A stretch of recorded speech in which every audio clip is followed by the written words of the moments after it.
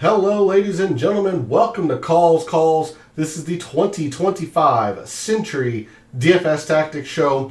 We have a full show for you this evening. We're going to take one last look at the weather. We're going to run over my mixed condition model, talk about the rankings from that mixed condition model, how I see the field shaping up for this week. Of course, we're going to make some lineups, and we have the continuation of the co-content, which I think Gabe has coined much better, the Picks Challenge for 2025. So stay tuned to the end of the show as I am excited to share our picks for the Sentry. So we have a lot to get into. It's a very exciting show. Golf is back for 2025. That's a great thing, and let's get into it. All statistics provided tonight and every night are from FantasyNational.com. It is the best golf analytic tool out there for your money. Go check out FantasyNational.com. You will not regret it. In the description to the video, there are links to all of the social media. First off, my X and Instagram, where every Monday I post research from or on the PGA Tour regarding the course, some previous winners, patterns that they all share, players in the field who also fit those patterns. Like I mentioned, that comes out every Monday. So if you want to see the weekly research that I do on the PGA Tour, give me a follow at your preferred social media site. X is also where I place my weekly betting cards and top player usage in the DFS contest I play. That comes out every Wednesday after the DFS Tactics show, so that'll be out later this evening. So again, if you want to see who and where I'm placing my wagers, placing my money where my mouth is, so to say, the players I'm using the most in DFS contests I play, go follow me over on X. And then lastly, for social media, Gabe's handle is in the description. He writes a great article called The Fringe. It's really a great way to start your week of preparation. That will return next week for the first full field event of 2025 for the Sony. He generally takes the Sentry off to get himself, prepared for 2025 in general. So that will return next week, as will his Substack chat. He is not having that this evening, so everything will be funneled to this stream for the week. But every Wednesday, he also hosts a chat over in Substack. After the DFS Tactics show, we continue the DFS talk over there. Favorite plays, a lot of our stuff as well. So you really are missing out if you aren't subscribed to his article. Make sure you're doing that. Go show him some support. Follow him over on social media as well. And lastly, for this intro, we are live. Chat is open. I want to hear from you all. In addition to the poll question, which I have typed up, I'll put that out there when we move to kind of the, after the intro, beginning of the show proper. Want to hear from you all on that. Want to hear who your winner is. Feel free to discuss anything that you want to in chat. Any questions, lineups, player A versus player B. And of course, would really much enjoy hearing your all's opinion on the Picks Challenge. I would love for you all to join us. If you are watching live, put your picks in chat.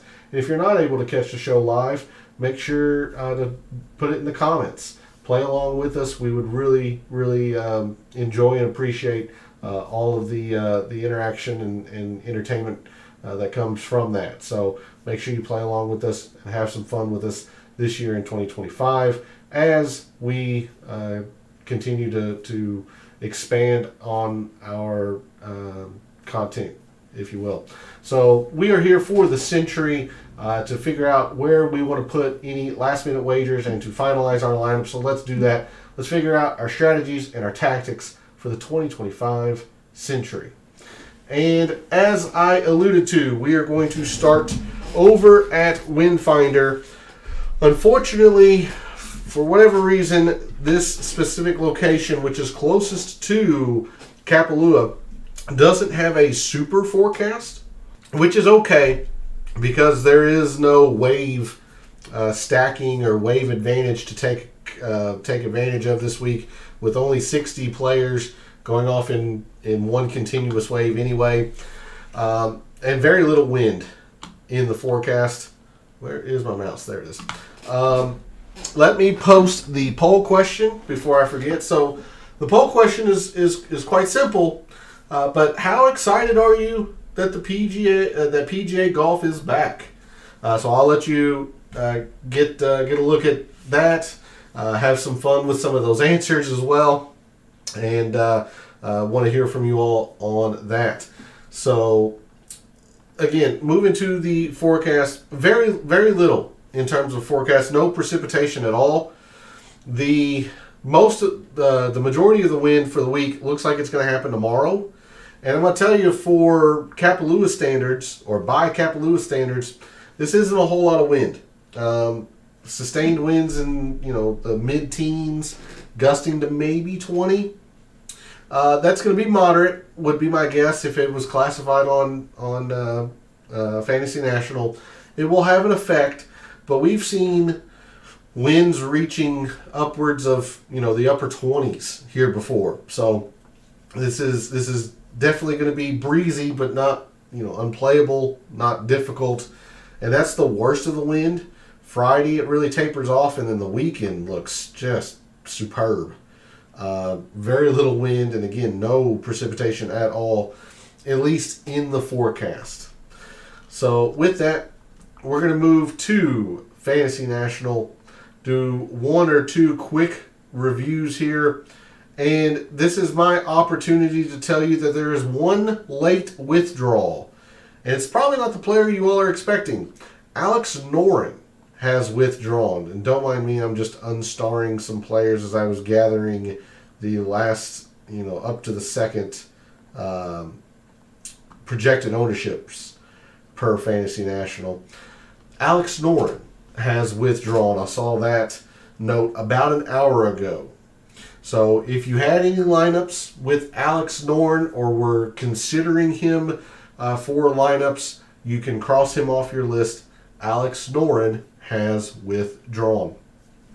Okay, just a couple of very quick reviews. We're going to have the 2024 season filter on. First thing, Kapalua is one of the easiest, if not the easiest, course on the PGA Tour in terms of scoring.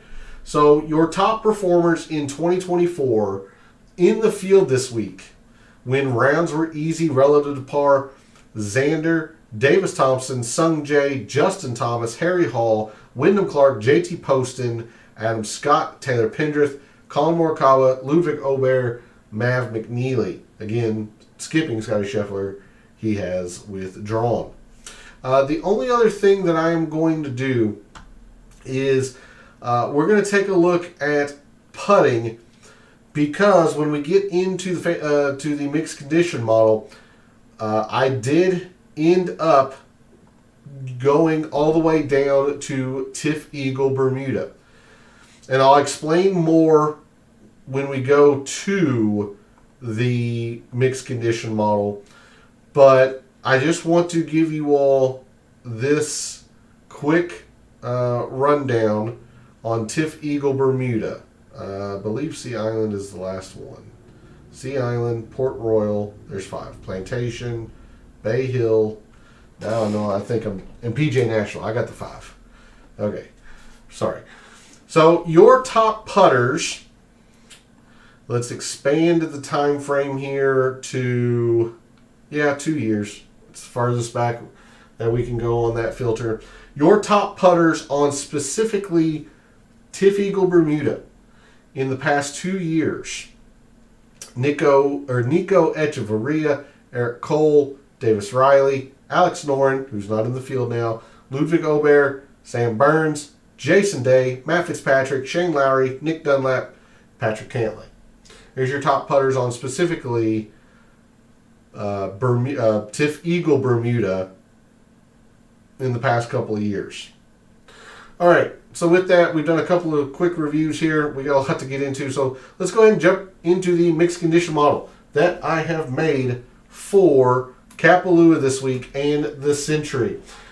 We're going to start with 5% off the tee when rounds were easy relative to par in 2024.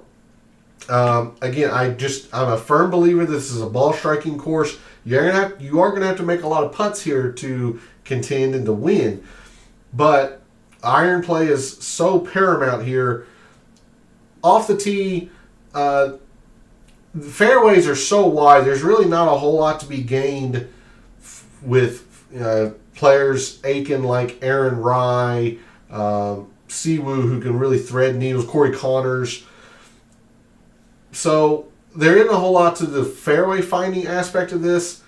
And really, you could argue that distance isn't that big of a deal either, since everyone's playing with a lot of downhill rollout and whatnot. But I did want to include a little bit off the tee. You could argue as well to maybe look at driving distance as opposed to off the tee. There are 2 or 3 holes that danger can creep in fairly close to the fairway. I'm thinking specifically the drivable par 4. A lot of players, if they are wayward, will miss right and get a lost ball. It's very rare on this course, but it can happen. So there is a small aspect of accuracy off the tee. So I just wanted to look at off the tee in general, using the filter easy relative to par. 20%, the second biggest weight in the mixed condition model on approach. Talked about it all week. Ball striking course, players are going to have to hit their irons very, very well. Not just hit the greens, because these greens are massive. They're actually going to have to be pretty darn good with their irons as well. Maybe a little bit of proximity, but just overall good approach game is needed here at Kapalua. 10% in putting, and you'll see this multiple course filter. It's the same exact filter I just showed you all. It's the TIFF Eagle Bermuda filter.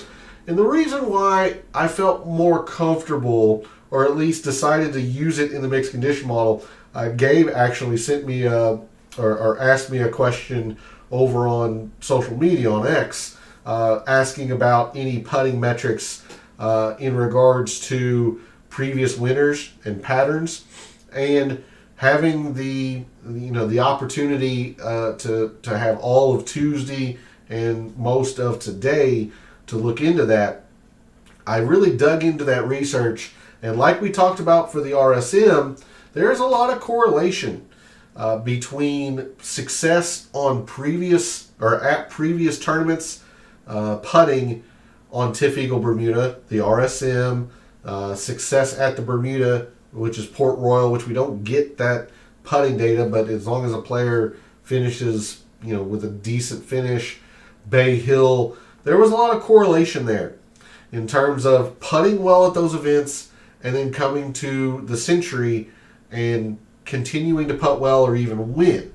So that's why I felt a little bit more comfortable filtering down to TIFF Eagle Bermuda, even though these are the only slow TIFF Eagle Bermuda greens on the PGA Tour, at least measured, because we don't get the measurements from Port Royal in the Bermuda Championship. So 10% in putting. This might be a little bit less or underweight, I should say. I would really like to do 15% in putting, but because we're going to TIFF Eagle, and for the reasons I mentioned, these are the only slow Velcro greens, I kept it at 10%. But I also didn't want to overweight just specific Bermuda putting. The best example that comes to mind is Denny McCarthy. He's only played here once, so it's a very small sample size. He could have had a very bad week. I talk about it all the time. Putting is a very, very fickle statistic. Even the best in the world can have bad putting weeks, and some of the worst can have good putting weeks, etc. But Denny McCarthy and a couple others have not putt well here at Kapalua, and they're generally really, really good putters. So there's something to be said, perhaps a little bit with this. I'm really interested to see how Denny McCarthy putts this year after having seen these greens once. If last year was just an aberration and he had a bad week, or maybe he's just not very good on TIFF Eagle Bermuda or slow TIFF Eagle Bermuda. So I'll be interested to see that throughout this week. 10% putting on TIFF Eagle Bermuda, 15% in opportunities gained when rounds are easy. Again, going back to the approach, players it's not going to be enough just to hit the green. They're going to have to be hitting it close. A lot of players are going to go low. and you're going to have to give yourself a lot of opportunities to go low. So 15% opportunities gained, 25% in birdies or better when rounds are easy.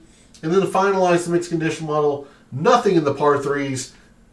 They just do not factor in much at all here at Kapalua in terms of who wins or even who plays well. There's only 3 par threes.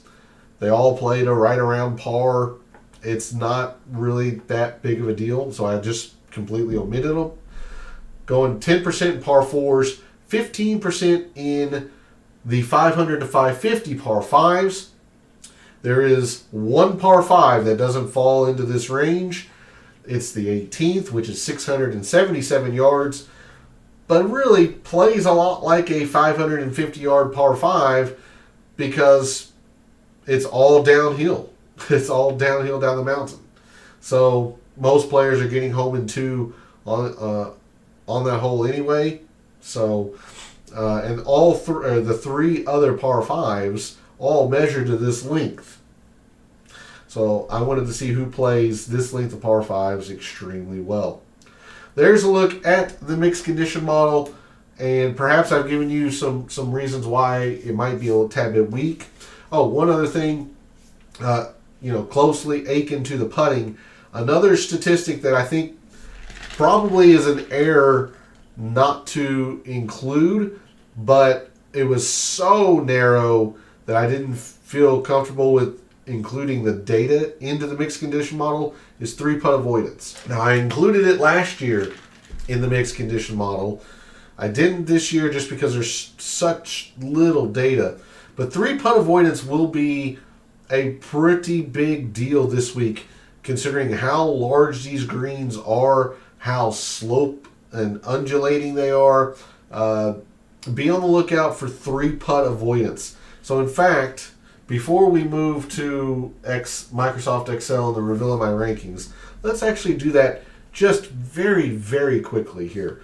I'm not even going to do any Bermuda or anything. We're just going to look at straight up 3-putt avoidance. Your top 3-putt avoiders in 2024.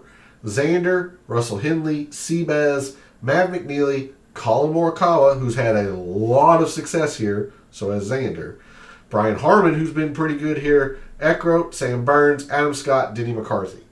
So, again, maybe give these guys a little bit extra attention as you finalize your lineups this evening. 3-putt avoidance is going to be a pretty big deal. I just did not put it into the mixed condition model, and that's honestly probably an oversight on my part. Just full transparency. All right, with that, let's move to Microsoft Excel, the reveal of my rankings, and I'm going to be honest with you, I hate them. I hate them, and I'll explain why, but if you are a returning viewer, and for your information, if you are a new viewer, my rankings are based on 3 criteria. The FNGC rank, which is a straight numerical ranking based on the metrics and percentages, the mixed condition model we just went over. Fantasy National will spit out a ranking for all of the players. Course value is an attempt at giving the player a numerical value at how well they have played that course in the past 5 years. You see, Colin Morikawa has never finished worse than tied for 7th, so his course value is an exceptionally good, very low value, whereas Tom Hoge has not been very good here. And then we are playing DFS. Ownerships are a big factor in DFS, so projected ownership per Fantasy National also factors into my rankings. Because of all of that, or putting all of that together, my rankings for the Sentry this week go as such. Tom Hoge is number 1. Bleh. Not really, but by the numbers he is. Colin Morikawa, been on Xander and Tony Finau. Bleh. Tony Finau 5th. And then to round out the top 10, Sung Jae, Harry Hall, Austin Eckroat, Matt McNeely, and Aaron Rai. Now, you'll notice that these players, these debutantes, don't have a value here, or at least it appears that they don't have a value there. This is, I have arbitrarily put a number in here to kind of average out what a debutante would has averaged in terms of placement. I'm a little shocked that there are this many debutantes this high. That tells me that perhaps I am underweighting previous history a little bit. That's also something that to keep in mind that I'm just now noticing. It's interesting because somebody like Chris Kirk, our defending champion, hadn't played Kapalua for 6-7 years and then wins. Cam Smith, when he won, he had not really had a whole lot of success here. John Rahm had a ton of success. Justin Thomas had some success. It's a mixed bag. So I am a little shocked to see that the dilettantes debutantes are this high, but so be it. Anyway, there's a look at my rankings. Again, I do not like Tom Hoge. He is getting bumped up because of his very, very unique ownership. I mean, 8% in a signature event is quite the pivot, quite the exception to most players. He's getting helped by that. Number 2, also basically number 1, since Scotty Scheffler isn't in this field, in irons, and when you have 20% of your mixed condition model and you're number 1, you're naturally going to rise. He gives himself a lot of opportunities. I will not deny him that. And he generally plays these shorter par 5s very, very well. My issue with Tom Hoge. Hey, good evening, Phil. Thanks for jumping in chat. Much appreciated. Going heavy in. I do not hate that at all. Just now getting into the reveal of my top 10. I'll definitely go more into Sung Jae when we start going through the price board. I do like Sung Jae quite a bit, but good shout, Phil. Hey, good evening, P. Thanks for jumping in chat. Much appreciated. Starting to get some people rolling in here. Hopefully both of you, Phil and P, had a very, very happy new year. Enjoyed it with your loved ones.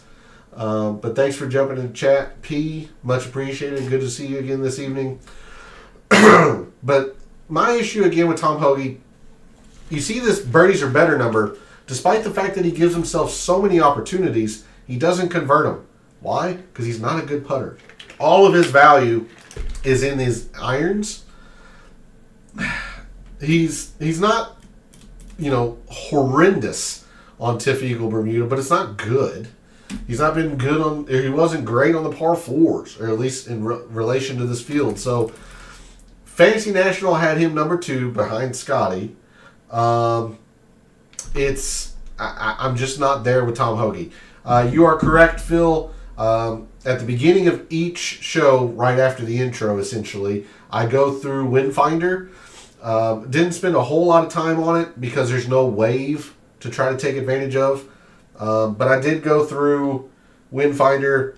The quick summary is sustained into the mid-teens, gusts into 20. If you want the exact or my exact thoughts on it, I asked you take some time to after the show to rewatch the first probably 10 minutes. But I always start every Wednesday show with a look at Windfinder, and yes, the majority or all of the wind for the tournament is supposed to be tomorrow, and then it dies off, and it's supposed to be pristine. So, and another reason why I don't like Tom Hoge, even though he's guaranteed 4 rounds, he's also not good in the wind. So I would not be surprised to see him struggle tomorrow. He probably will get better throughout the week, would be my guess, since the wind's supposed to die off, but he's not very good in the wind. Nothing wrong with Colin except for the fact that he's extremely popular. Same with Xander. These guys have played very well. Binon's only been here once, but he did finish top 5. It was a tie for 4th. If his putter cooperates, he's going to be dangerous. Plenty of birdies. Gives himself plenty of opportunities. He's actually been really good on this surface, kind of like Binon. I'm actually not very high on Tony Finau, despite the fact that he's very unique, because he's struggled here. I mentioned this Monday night. He has struggled here. And then we'll go through the rest of this as we go through the price board. So enough of me rambling. Let's sort on the price board, figure out where at least members of Fantasy National seem to be gravitating to, and where we can perhaps maneuver around them to find some pivot off of the chalk. You think people are sleeping on Cam Davis? Perhaps. Just very quickly, 6.5. He hasn't been good here in multiple tries. It's somebody that I've thought about. But again, we'll go through the price board here. We're going to start with the 10Ks, with Scotty not playing, with Rory not playing. We only have 2 players in the 10Ks. It's Xander and Colin. 2 most projected owned players on the slate. 1A and 1B, really, for me. If I had to choose splitting hairs, I'd probably go Morikawa, just because he's never finished worse than 7th here. And despite the fact that he's much maligned for his putter, he's actually been pretty acceptable on Tiff Eagle Bermuda. And more importantly, he has averaged gaining strokes at Kapalua per round. It's not a lot, but he's actually averaged gaining strokes, and that's very rare for Colin. So I mention this all the time. The best comparison or similar situation is Hideki at the Genesis, and this is, slight tangent, slight brag. This is how I hit Hideki at the Genesis in 2024, is because he's always putt well at the Genesis, and Hideki is not a good putter. So when these traditionally bad putters show you that they can putt those greens, that specific tournament's greens, and I'm talking over multiple years, not just 1 year, maybe not even 2 years, but Morikawa's played here a lot, and he has putt well here, very well by his standards. So you always got to take notice of that. So I love Colin this week. I love Xander. They're chalk for obvious reasons. If I'm splitting hairs, I will take Morikawa over Xander, but I'm going to play both. You are going to be able to play both in lineups. I have a sneaky suspicion that that's going to be pretty popular this week because of the lack of extremely high-end pricing. With 11,000 being our top, and you've got players like Eric Cole, Nico Echeverria, Harry Hall garnering a lot of attention in the 6Ks. I think a lot of people are building, Xander Colin, Xander JT, who we'll talk about here in a second, Colin JT. I don't think you're going to be as unique as you think if you try to squeeze in double 10s. So you might have to choose one of these two, and we'll do some lineup exercises towards the end of the show. If you are going to go double 5-digit double 10s, you're probably going to have to go double 6s just to be unique. But in the 10Ks, I think I slightly prefer Morikawa to Xander, but both are great. I'm going to use both. Moving into the 9s. I'm completely out on Hideki. He has been horrendous here. Talking about putting, he has been, absolutely horrendous here. You see the birdies are better, especially when it's easy. Despite the fact that he's a very good ball striker, he just kind of struggles around Kapalua. He's not always been healthy trying to play Kapalua, but he's just struggled here. One player I am worried about, because I'm not going to play him, is Obear. I was completely off of him last year, and he imploded. Having had some exposure to Kapalua, I could see him playing better this year. I'm still not going to play him, but he is somebody I would be a little bit worried about, or I am a little worried about. Cantley's fine. He's definitely a pivot off of the Morikawa and the Justin Thomas chalk. It's Patrick Cantlay. It's hard for me to get excited about rostering Patrick Cantlay. It's fine. Solid, just fine. Sung Jae. So you mentioned Sung Jae, Phil. Really, really like Sung Jae this week. I think people slept on how good he was in 2024 just because he didn't win. Now, your issue here, and this is per Fantasy National, so what mileage you take out of this is on you. I can just go by what Fantasy National is showing. Does look like Sung Jae is very popular. And if you're okay with that, that's fine. You can play one or maybe even two very chalky plays so long as you can find some uniqueness elsewhere. And that's what I'm going to try and help you with tonight. But be aware that he is extremely popular, at least per Fantasy National. But there's no reason not to like him. Top 5 and birdies are better. The irons are much better than what has been showing in 2024. I mean, again, he had a very successful 2024. Very good on these par 4s in general, which you have to do here. This is what Chris Kirk did so well last year, is played those short par 4s extremely well. Decent putter on the surface. Nothing would scare me away from Sung Jae other than this projected ownership. Hovland, it seems like a lot of people are nervous, and I'm going to stay away from Hovland. I just want to see how he does on that broken toe. Not only that, he did switch swing coaches. So I want to see all of that. There's a lot of moving parts there and a lot of uncertainty with Victor Hovland, so I'm just going to avoid him. If he plays well, I accept that loss. And Finau and Burns, I'm not actually playing either, despite their ranking, in my rankings. Finau has struggled here. Struggled fairly mightily, to be honest with you. Not good on this surface at all. I much more think of Finau on bent or POA, just not Bermuda, specifically Tiff Eagle. He definitely has the firepower for a Kapalua. I just don't see it. And Burns, despite naturally you would think Bermuda Burns, he has struggled here quite a lot in multiple tries. So this is an easy fade for me at 16% on Sam Burns. So in the 9Ks, really, I'm going to use a whole lot of Justin Thomas. Tells you the lineups I'm playing. If I'm using Morikawa, if I'm using Xander, if I'm using Justin Thomas, I am confident that I can find some uniqueness to be able to use this chalk up top. You might have to, depending on what kind of lineup structure you want, you might have to choose between one of these three. I'm going to tell you now, probably 90% of my lineups are going with a combination of two of these three. Because I'm just confident that I can find some uniqueness. And there's a lot of risk in that. There is. Because I'm setting myself up for 4v4s and 3v3s.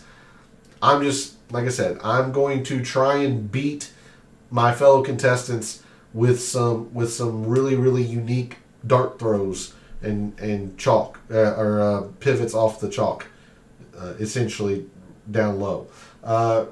Groundwork, said Nick Dunlap was there. So I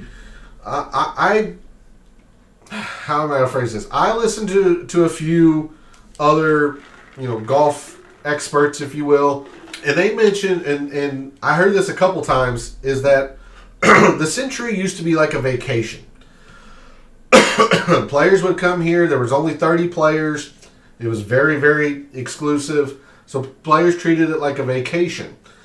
Now, especially with the change in the formatting of the PGA Tour, with only 100 PGA Tour cards being handed out at the end of 2025, this is much more of a business trip for a lot of these players. So a lot of these players are really working hard.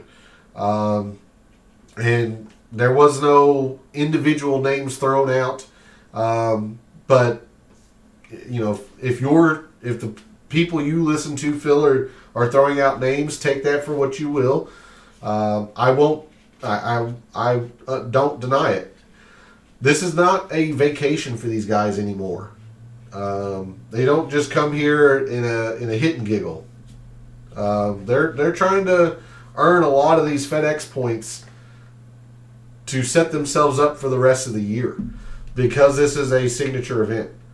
So I'm very high on Nick Dunlap for the totality of the year. Don't know if I'm really all that high on him for this week, but I do like him for the totality of the year. So again, just to reiterate the 9Ks, I'm going to use a whole lot of JT. I'm going to use quite a bit of Sung Jae, but I like JT more than Sung Jae. I will have a sliver, and I mean the smallest sliver of Tony Finau, just because he does this. His game fits Kapalua, but he has struggled here. Moving into the 8s, love Akshay Bhatia. I know he's going to be popular. I love Bhatia. I think he's going to play pretty well. Top 15 in his debut last year. Corey Connors and Wyndham Clark, not so much. Tagala's popular. I'm actually going to try and limit my use of Tagala. I do like him, but this is an ugly ownership. That's about 5th or 6th highest projected ownership per Fantasy National. And he, even though he runner up last year, I mean, his debut was really bad. So we've had one excellent year and one very bad year. The middle, somewhere in the middle is probably where Tagala belongs on that spectrum. So it's okay. I just don't like the ownership. I like the player. I don't like the ownership. Ben On I will use. I don't think he is, I don't think you can expect a top 5 every time from Ben On like we got last year. But I do think he's going to get slept on a little bit. I do think he's going to get squeezed out because of Tagala and Akshay and Wyndham Clark. I do think Ben On's ownership gets squeezed a little bit. And I think that's where you can pounce. Having a lot of Ben On in lineups. I know it's On's debut. No, it is not Ben On's debut. He played it last year, I believe. The vision will be skewed, but let me check very, very quickly. He has played before. I know that. I just don't remember what year. Ben On and the Sentry. Yeah, last year. I know the vision skewed. You can't see it. He finished 4th, tied or solo 4th. My apologies.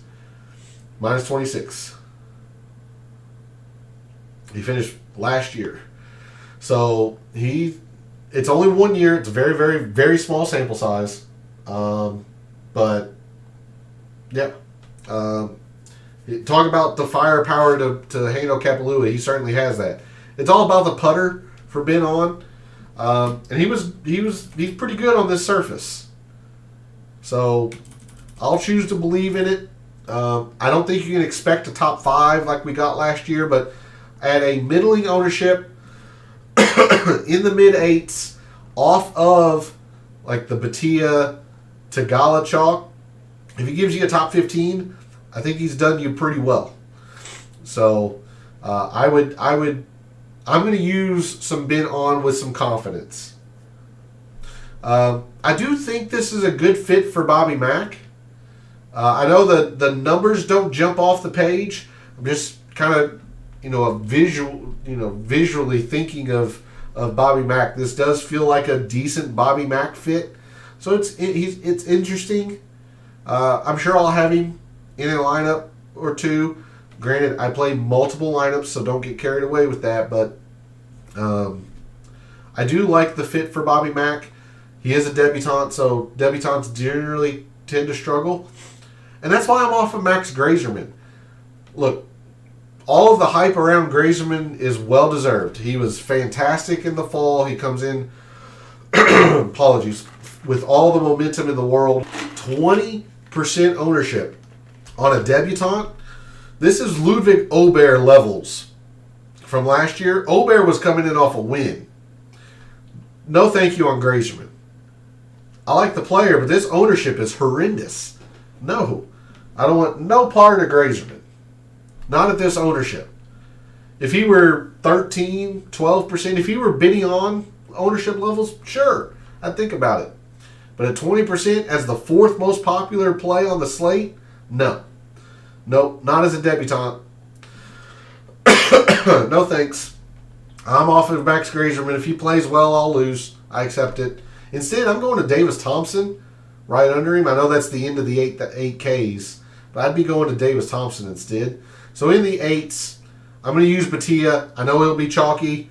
You said X. I mean, a lot of it depends on your roster construction too. Like, how many lineups are you playing? Are you trying to build a balanced versus a stars and scrubs? But I am completely off of him, just because this is chalk I'm refusing to use, especially because I'm using a lot of it up here. If you are really, really high on Grazerman, that's fine. I'm going with the known commodity. We don't know what Grazerman is on or at Kapalua. He's never played it. He very well could win. I don't think it's likely, but he could. But debutantes tend to struggle here. So I wouldn't axe it all, especially if you're really high on him. I would try to limit it for sure. So in the 8s, I'm going to use Batia. I'll use a little bit of Tagala, but I'm really going to try to limit my use of him because he is really popular. Instead go to Ben on. Squeeze a little bit of Bobby Mack. I'm completely off of Grazerman. I'm going to speed this up because I've still got lineups to make, and I want to share Gabe and my picks for the week. So in the upper 7s, Davis Thompson. I mentioned I'm going to Davis Thompson off of Max Grazerman. I like Davis Thompson, but he's actually getting a little bit of ownership as well. Love JT Poston. I know he's 16.5%. I'll choose to use this chalk in this area of the price board. Love JT Poston. When it's easy, you think about JT Poston. Generally, you want to think about JT Poston when it's short and easy, like the John Deere, like the Rocket Mortgage, like the Wyndham. But as we've talked about, Kapalua, most of the par 4s are less than 425 yards. So you don't need a whole lot of length. And the par 5s, all but one of them are less than 550 yards. It's deceiving. Even though Kapalua is 7,600 yards, it's deceiving because most of that is on the back 9 where you're going downhill, where you're going to get a whole lot of distance regardless. So you don't need length to win here. See Chris Kirk last year. Love JT Poston this week. I'm going to use a whole lot of JT Poston. If he does not play well, I will lose. McNeely as a debutante, kind of interesting, but debutantes just give me pause. That's why I like Max Grazerman. That's why I'm pretty much off of Taylor Pendrith, especially at this ugly ownership. Very well could play well, but that's a whole lot of ownership for a debutante. So instead of the Max Grazerman chalk, I'll go Davis Thompson. I love Poston. I'll dabble, one or two lineups of McNeely. And then moving into the lower 7s, Brian Harmon. Not a sexy name, but by gosh, he's been good here. And he's been pretty consistent here. Another one of these guys that doesn't have a whole lot of length, and he doesn't need it. He's generally top 20 this event. He top 20 last year, maybe top 15 last year in the expanded field. So I like Brian Harmon, especially because he's been here before. And then at the very bottom of the 7s, two names that I want to give you. Austin Eckroat, much like Ben On, it's about the putter. Ball striking wise for Austin Eckroat is not the issue. He's a very, very good iron player, which you need to be to compete around Kapalua. Again, kind of worried about the debutante factor. He's pretty unique. This is another reason why I'm gravitating toward him. It's all about the putter for Eckroat. And the defending champion. I know he only played it once in the past 7 years or whatever, and he came out of nowhere last year. But 7.5% on the defending champion when he's giving you no reason to think that he can't perform well again. I'm not saying he's going to win again, but 7.5% on Chris Kirk. Okay, yeah, I'll play my fair share of Chris Kirk. Absolutely, at 7.5% ownership. You're not asking the guy to win. And if he does come out in top 5 again, and you decided to play him, you're gaining so much on your fellow contestants. And then moving into the 6s, I do have a couple of names that I want to give you all. I love Eric Cole this week, but a lot of people do. Just be aware that if you are choosing to go into the 6s this week, Eric Cole is not going to be unique. You're going to have to find uniqueness off of Eric Cole in the 6Ks. I like Eric Cole a lot this week, but he's not unique, nor is Harry Hall. Harry Hall is somebody else that I wanted to suggest to you all. Number 1 in birdies or better. Number 2 in opportunities. The guy plays extremely well when it's easy, which Kapalua is very easy. If you're looking for a reason to avoid Harry Hall, he is a debutant. But I do think Harry Hall plays very, very well, but be aware of his ownership as well. Instead, I'm going to give you 2 names to think about in the 6Ks. First one is Sepp Straka. This dude is great. This guy is a very consistent top performer on the PGA Tour. Think about his win a couple of years ago, or might be 3 years ago now. It was at the Honda. What surface does PGA National have? Tiff Eagle Bermuda. Now those are lightning. These are slow, but it's Tiff Eagle Bermuda. Sepp Straka is also a fantastic iron player. His trouble is when he can find nasty stuff off the tee. And there are a couple holes here where he can do that. But for the most part, these are, football field size fairways. I mean, this sets up pretty well for Sepp Straka.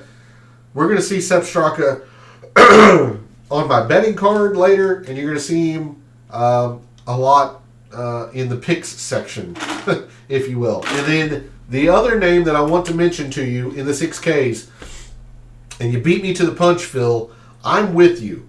I like Thomas Dietrich. I know he didn't rate out well per my rankings. I like Dietrich. This is a gut feeling.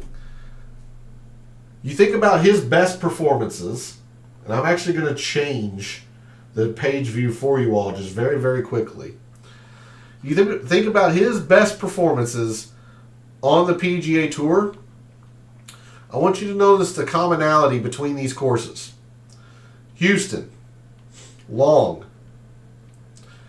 Bermuda, Pebble, Corrales.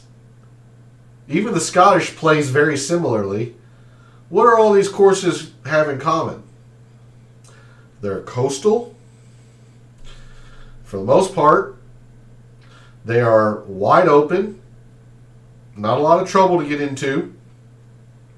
And putting generally dominates those places. Houston's the exception. It's not coastal, obviously, but it's long.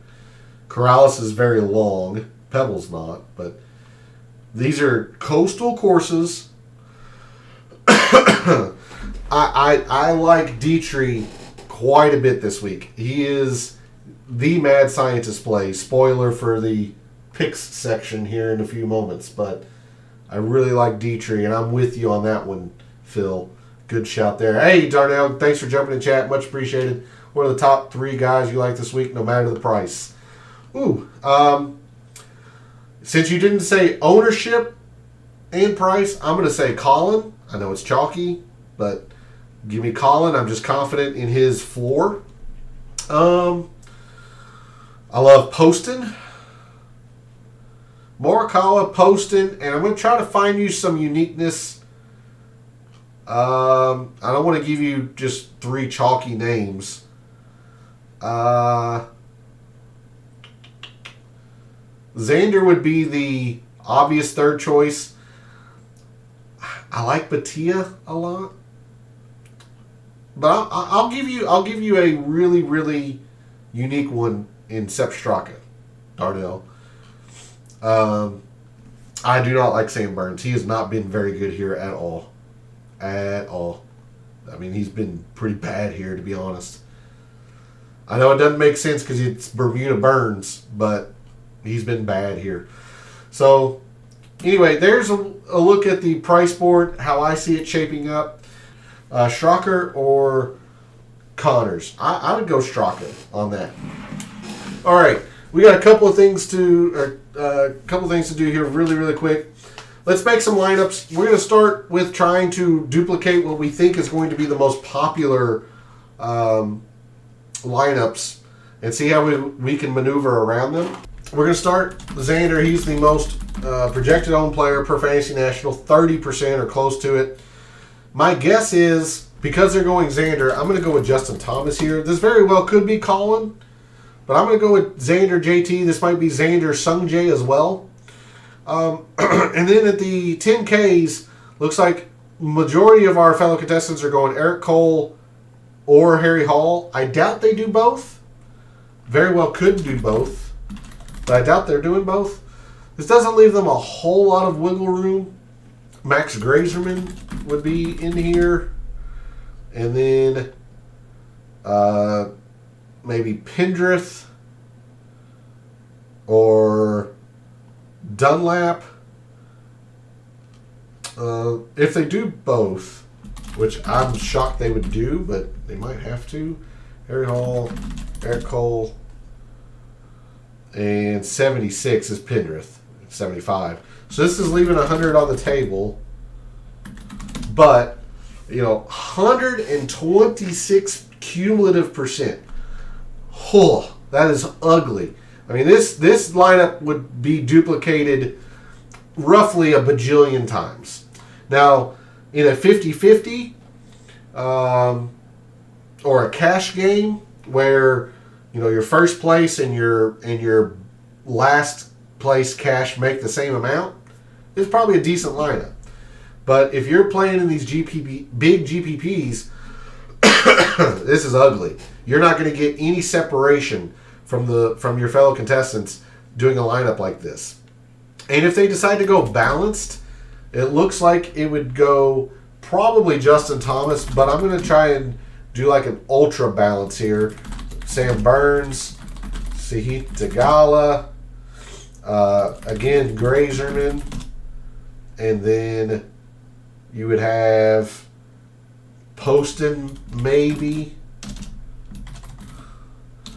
This might end up being Taylor Pendrith. 73. Dunlap's at 72. So again, leaving 100 on the table. Pure balance builds seem to be a slight pivot, but it's still 108% projected ownership. That's ugly. You're not going to differentiate yourself enough from our fellow contestants. So how are we going to maneuver around this chalk? Well, let's start with that balanced look, because I haven't been doing that much, but you're going to be able to do it. For example, he's not much of a pivot, but you could go Patrick Cantlay. I know it's not exciting, but the guy's just solid. And he's also a big pivot off of Morikawa and Justin Thomas.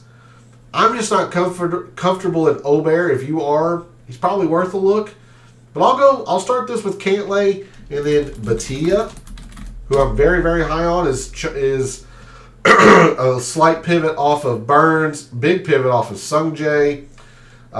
Depending on how low you're willing to go, like Chris Kirk at 7,000 is worth a long look in my opinion. Brian Harman at 74, probably won't be able to bottom out at Brian Harman, but you go Brian Harman, Chris Kirk, you got 8,400 here. You could probably afford to take a chalky play like a Sahith Theegala. I'm going to be on Benny On at 8,400, and then somebody like Bobby Mack, I think could be interesting. Davis Thompson. And that's another way you're going to get a lot of uniqueness as well, if you leave a lot more money on the table.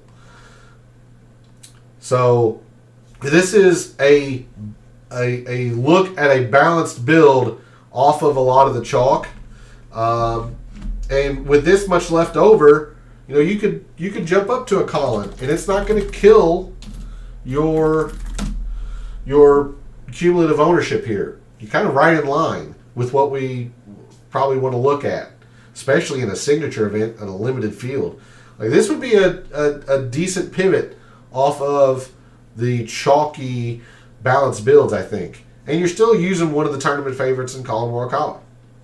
But the way I've been going has been this stars and scrubs, or even if you want to consider it superstars and super scrubs.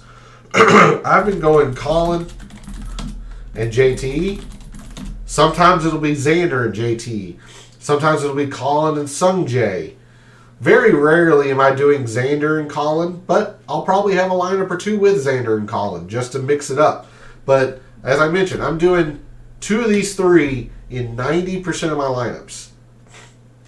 Basically Justin Thomas and one of the other 2. How I make this work, I mentioned the 2 names down at the bottom. Sorry as I'm chewing on ice. Sepp Straka at 68. I like Dietrich, 67. I like Kevin Yu at 63 if you want to get really greedy. 63 is about the lowest I'll go. I don't hate Cam Davis either. You mentioned him earlier, Phil. I don't hate Cam Davis. He hadn't played well here. The guy hits it a mile though, but I'd be slightly wary of Cam Davis, but at least he's played here as opposed to most of the others around him. But I'm gonna go Aldrich Greens and Dietrich. Yeah, exactly. As we went through, or I tried to show earlier, some of his best finishes are on these coastal courses. These places that have long or big greens, generally pretty windy, although it's not supposed to be windy at Kapalua this week. But yes, that's one of the big reasons why I like Dietrich this week, is that a lot of similar conditions for courses he's played well. And then Sepp Straka. The issue with Hovland, I don't know if you're aware, Phil. Hovland has a broken toe. He broke his toe not too long ago. And not only that, he has changed swing coaches. So there's a lot of uncertainty with Victor Hovland. He is, as far as I know, still slated to play, but he has been questionable all week with that broken toe. So until I see him, I'm just going to avoid him in weekly games.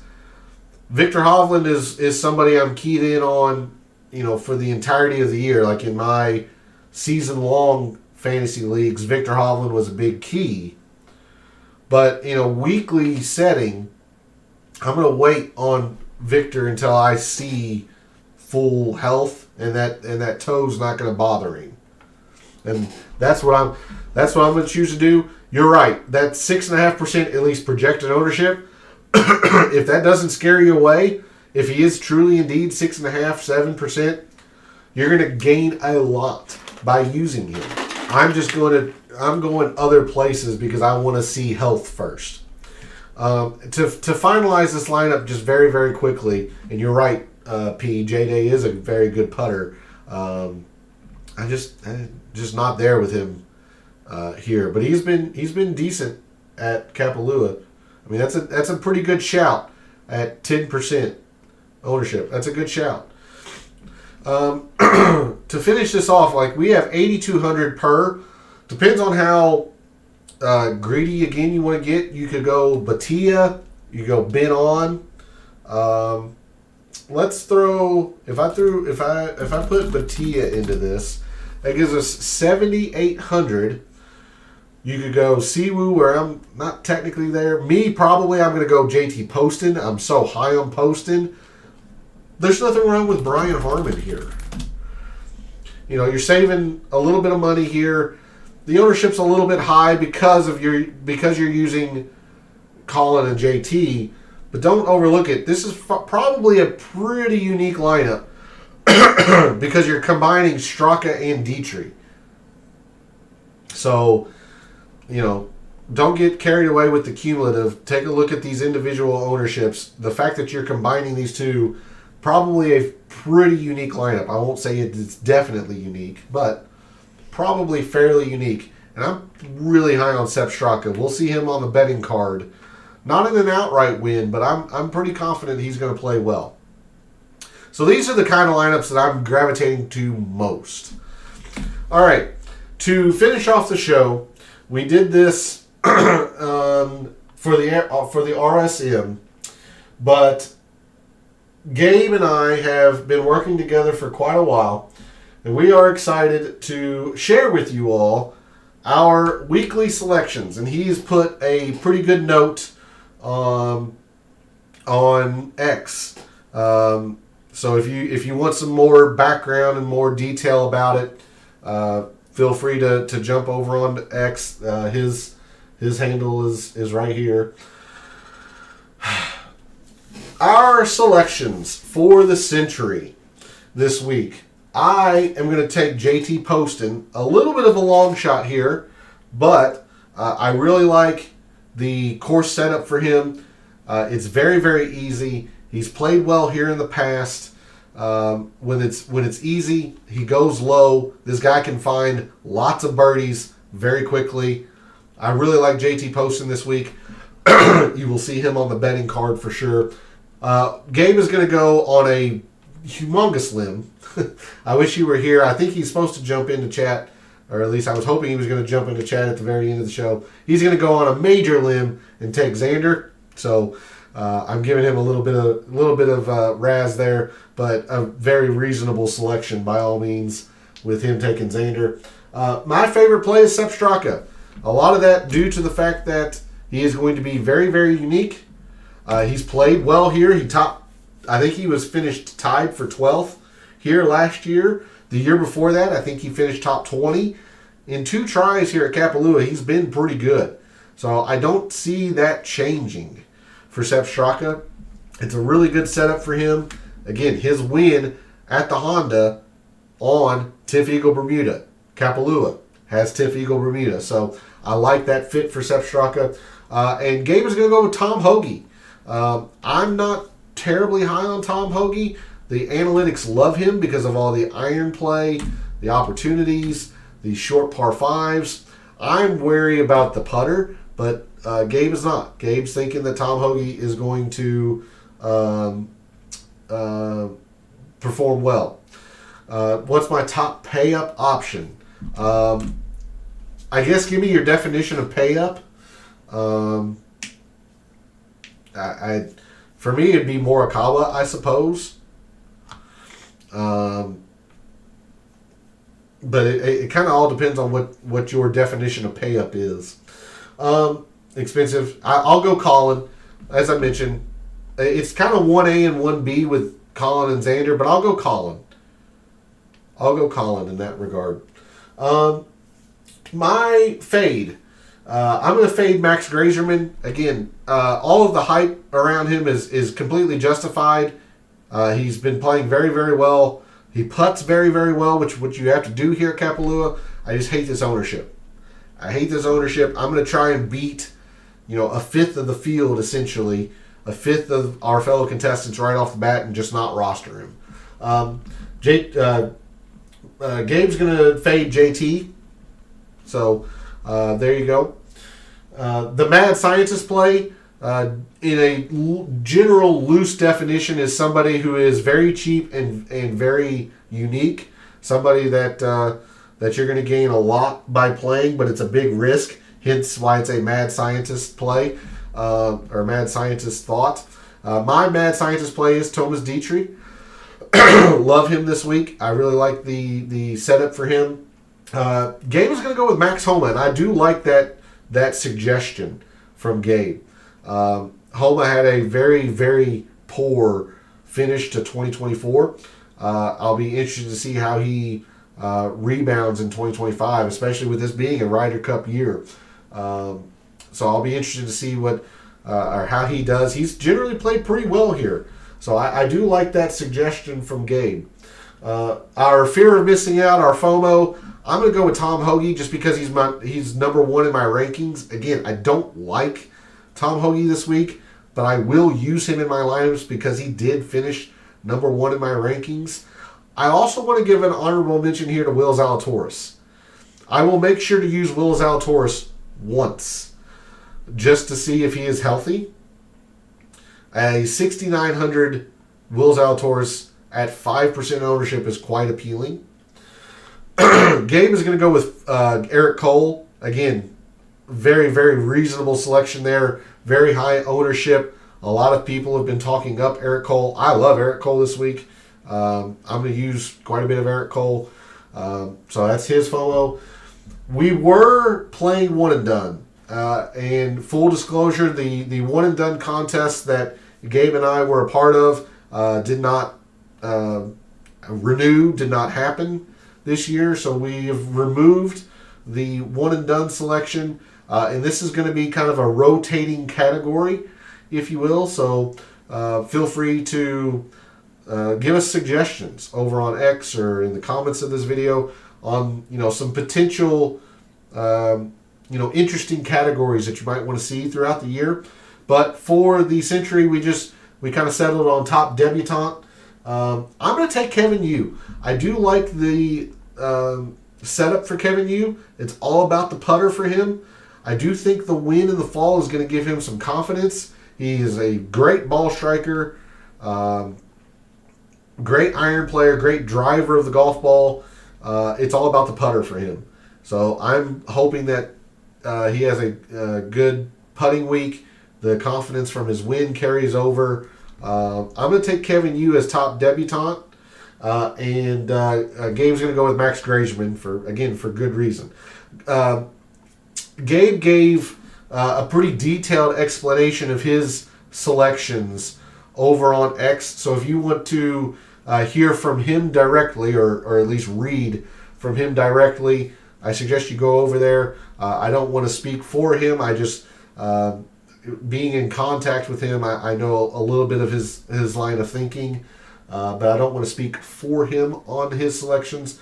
His explanations are over on social media, and his handle is right there. So, with that, that's going to be the end of the show. A little bit longer. I try to keep them at an hour, but if people have questions, I will answer them. So do not hesitate to throw out questions. Just understand that I try to keep shows at an hour or a little bit beyond that. So if I don't get to every question, I apologize.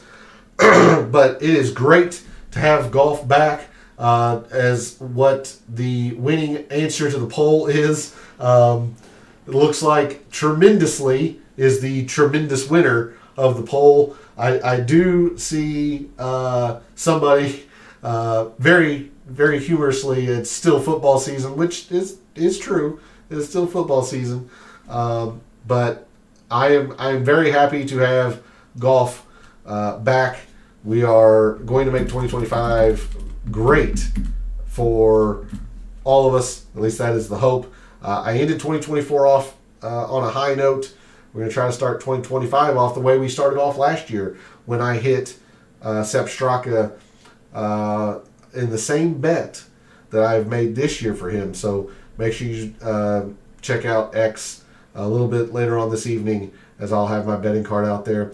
Thanks to Phil and P and Darnell for jumping in chat. Very, very much appreciated. Thanks to everyone else out there who tunes in, watches, listens, supports the channel by liking the videos, commenting, and subscribing. I always appreciate it. Love what I do. Taking a very in-depth look at sports statistics, specifically golf statistics, giving you a statistician and data analyst's view of what he sees, trying to help us all win a little bit of money in the process. Some weeks are better than others, but we're going to try to start 2025 on the right foot. So thanks again for all the support, for all the wagers you've made this week for the Sentry, for all of the DFS contests you play this week for the Sentry, for this weekend and every weekend.